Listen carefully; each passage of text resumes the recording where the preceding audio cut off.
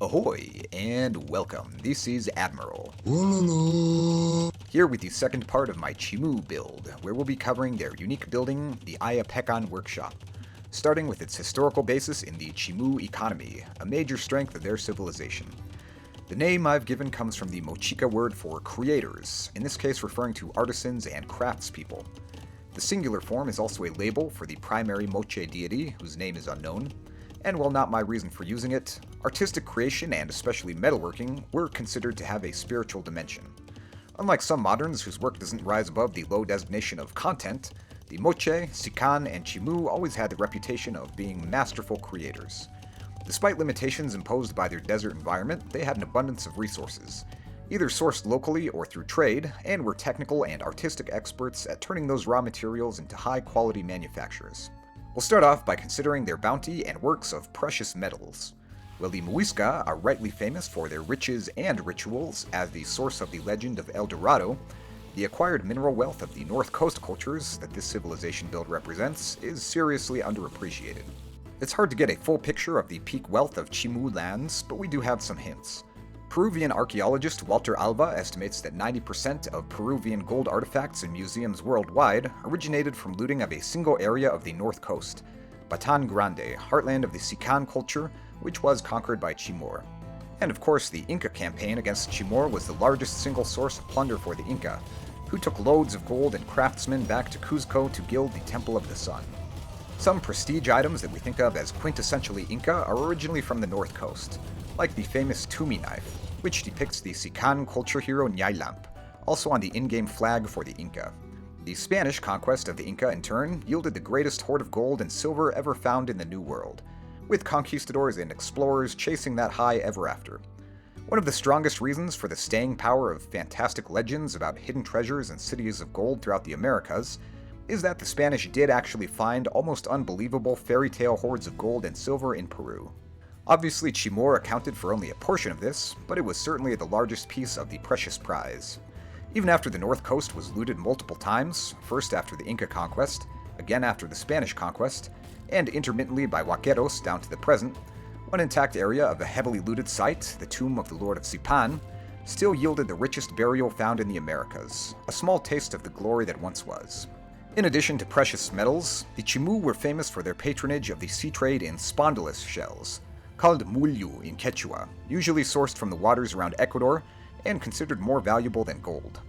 The first Spanish encounter with Peruvians was at sea, with a merchant raft jam-packed with goods including fine textiles and precious metalwork, from crowns and cups to mirrors and armor to be traded for Ecuadorian spondylus.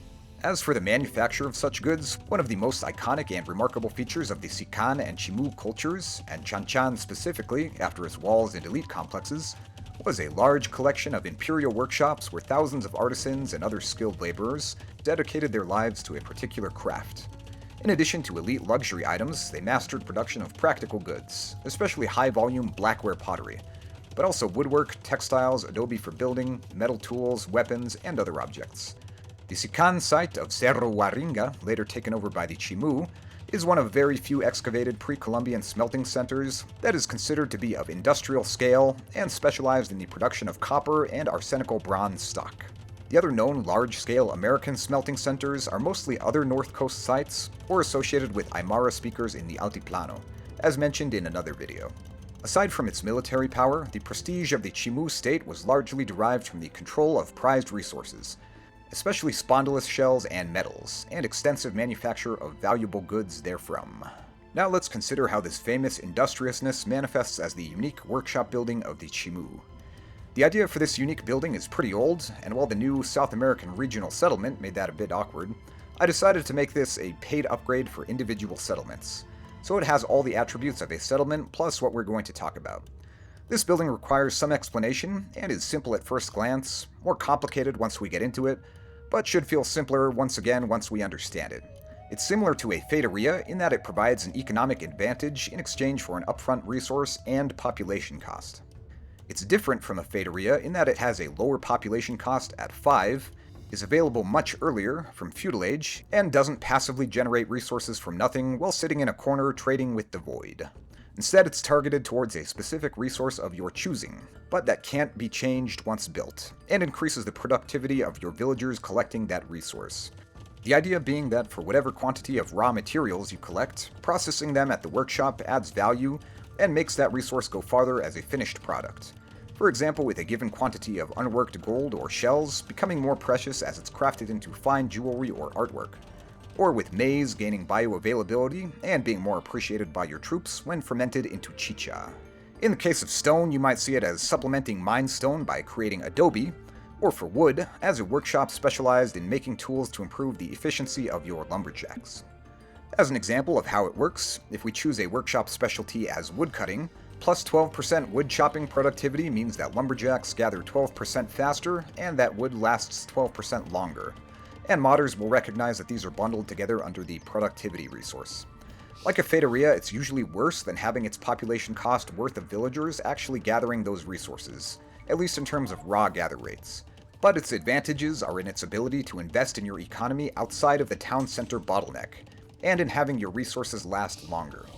You can build more than one of each workshop with linear effect stacking, but in order to get much benefit from it, you need to actually have a lot of villagers on that particular resource, on top of saving population room and resources to invest in the rest of your economy and military.